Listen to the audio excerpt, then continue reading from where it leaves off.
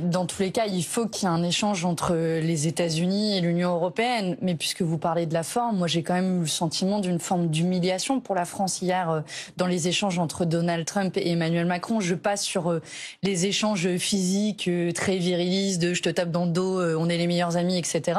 Aujourd'hui, c'est une menace. C'est une menace, c'est pour l'intégrité du territoire européen, puisque après l'Ukraine, personne ne sait où pourrait s'arrêter la Russie.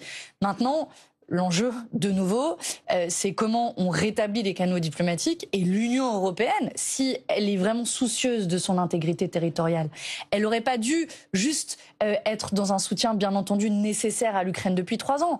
Elle aurait dû prendre des initiatives diplomatiques. On ne peut pas laisser notre sort être géré par un président des États-Unis. C'est le résultat d'une montée des tensions voulue par le gouvernement français avec l'Algérie, dont on voit les conséquences directes. C'est de la faute de la France. Mais je pense que la France a une responsabilité directe. D'ailleurs, le ministre des Affaires étrangères... Donc c'est l'Algérie qui refuse les laissez-passer consulaires, c'est de la faute de la France. Si l'on veut obtenir des laissez-passer consulaires, alors il faut ouvrir des canaux diplomatiques. Alors, nous avons ici Macron à la Maison-Blanche face à Donald Trump. Une rencontre censée être historique, mais ce qui en ressort ressemble plus à un moment embarrassant pour la France. Au lieu de discuter de solutions concrètes pour l'Ukraine, Trump semble plus intéressé par les ressources minérales du pays et Macron essaie de garder son calme devant Trump. C'est la réalité de la diplomatie aujourd'hui. Les intérêts nationaux qui se heurtent à la complexité des conflits mondiaux. Et en Europe, pourquoi l'Union européenne semble-t-elle si absente dans cette histoire? À la fin de la vidéo, on reviendra sur ce qu'on peut vraiment attendre donc de l'Europe dans cette situation. Donc, restez jusqu'à la fin pour les conclusions et surtout, n'oubliez pas de vous abonner à la chaîne pour ne pas manquer nos vidéos qui décodent l'actualité politique dans le monde. Bonjour Manon Aubry. Bonjour. Hier, Emmanuel Macron a rencontré Donald Trump à la Maison-Blanche pour tenter de faire peser l'Union européenne dans les négociations de paix pour l'Ukraine. D'abord, sur la forme, c'est une bonne chose que ce soit le président français qui défende les intérêts de l'Europe?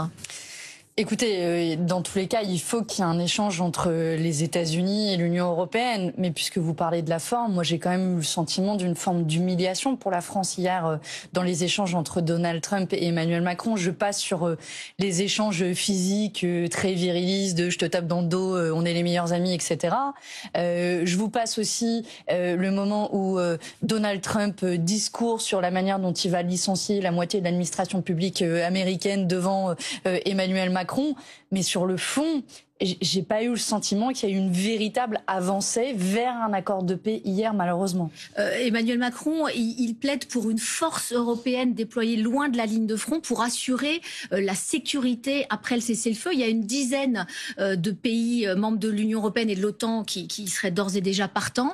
Est-ce que là aussi, vous approuvez la création de cette force de paix? Mais pour qu'il y ait une force de paix, il faut d'abord précisément faire la paix.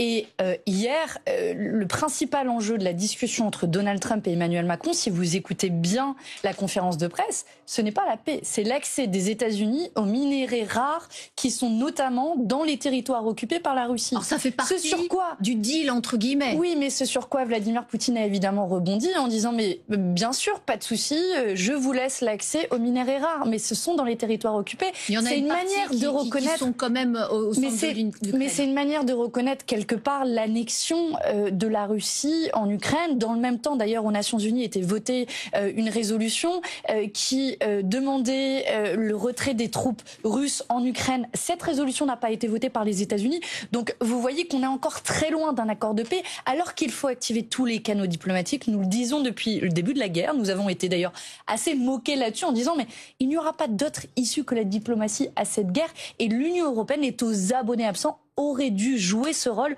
pour faciliter cet accord de paix. Est-ce que le fait que Donald Trump ait confirmé qu'il va rencontrer dans les jours qui viennent Volodymyr Zelensky, pour vous, ça reste quand même un bon signal? Ça veut dire que quelque part, les Ukrainiens ont aussi leur place dans ce cessez-le-feu?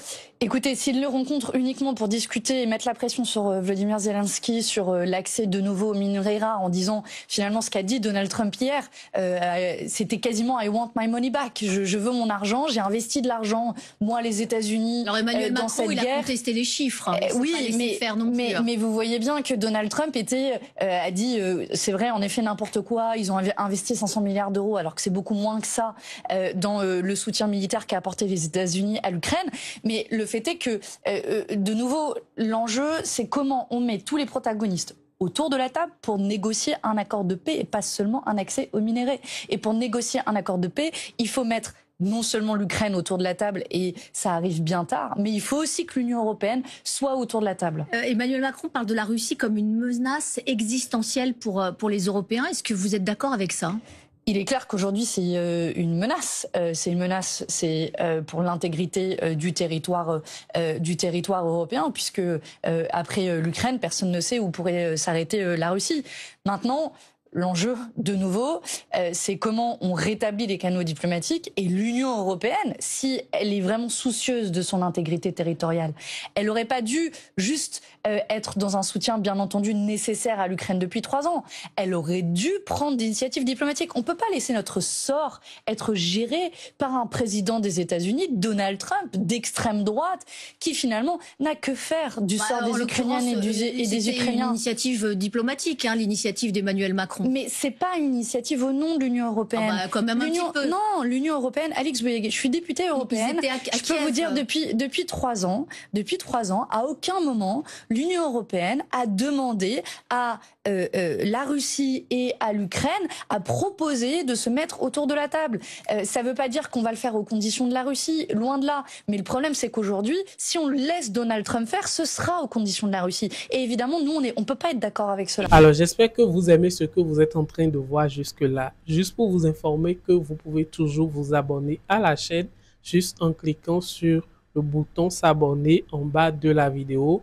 Abonnez-vous et activez la cloche de notification pour ne plus rater nos prochaines vidéos. Merci. On peut continuer. Est-ce que c'est pas de nature, cette crise, à créer un électrochoc pour bâtir cette fameuse Europe de la défense? On voit que l'Allemagne a bougé avec l'élection du nouveau, de celui qui devrait être le nouveau chancelier. Est-ce que vous la souhaitez, vous, cette Europe de la défense? Le problème de l'Europe de la défense, c'est qu'elle est inscrite dans les pas de l'OTAN. Et les pas de l'OTAN... là, en l'occurrence, Donald Trump, il dit l'OTAN, maintenant c'est fini. L'Europe de la défense, je peux vous le dire, en tant que députée européenne, la manière dont elle est construite, c'est dans une collaboration étroite avec l'OTAN. Ça veut dire des débouchés militaires à l'armement américain. Ça veut dire un commandement qui est en partie géré par les États-Unis d'Amérique, donc on voit très bien que les intérêts ne sont pas les mêmes que les nôtres, a fortiori quand c'est dirigé par Donald Trump. Donc pour moi, ça pose une question de la construction d'une véritable indépendance. Et aujourd'hui, on est très loin de cela. Ce n'est pas l'objectif du projet de défense européenne, et c'est une des raisons pour lesquelles nous, on continuera de s'y opposer tel que c'est proposé, parce que ce n'est pas la réponse à apporter dans un monde qui est en train de se voir se reconstituer des blocs politiques qui mettent à terre le droit international. C'est ça aussi, c'est la Russie et les États-Unis qui ensemble proposent un nouvel ordre mondial dans lequel le droit international est sans cesse attaqué. Je parlais à l'instant de celui qui va devenir le nouveau chancelier allemand, Friedrich Merz, le conservateur. Les élections de ce week-end ont montré une poussée historique de l'AfD en Allemagne qui double son score en 4 ans. Cette poussée de l'extrême droite, est-ce que c'est pas quelque part l'échec des partis traditionnels ? Là, vous avez raison, c'est l'échec de la coalition qui était au pouvoir, celle des libéraux, d'Emmanuel Macron, celle des sociodémocrates notamment, qui n'ont pas tenu leurs promesses. Peut-être au-delà de l'Allemagne, on voit que ça se passe aussi en Autriche, en Italie, aux Pays-Bas, en France. Marine Le Pen aussi, elle a doublé son score au dernier législatif. Vous avez raison, l'extrême droite est en train de se renforcer partout en Europe. Et ce qui est frappant en Allemagne, c'est qu'on n'est même pas dans une extrême droite qui tente de se dédiaboliser. On a une extrême droite, la l'AfD, adoratrice du Troisième Reich, qui propose une remigration, c'est-à-dire la déportation de toutes les personnes d'origine étrangère. Donc c'est un projet ouvertement néo-nazi qui a progressé plus que jamais en Allemagne. Moi, ce que j'observe aussi, c'est que mes camarades de Die Linke, de cette gauche qui est antifasciste et antiraciste, c'est aussi cette gauche-là qui a le plus progressé pendant ces élections et ce scrutin. Et je pense que c'est le chemin à suivre. C'est une des raisons pour lesquelles aussi nous, on appelle à une mobilisation le 22 mars prochain en France, justement contre le fascisme et contre le racisme qui est en train de progresser de nouveau partout en Europe.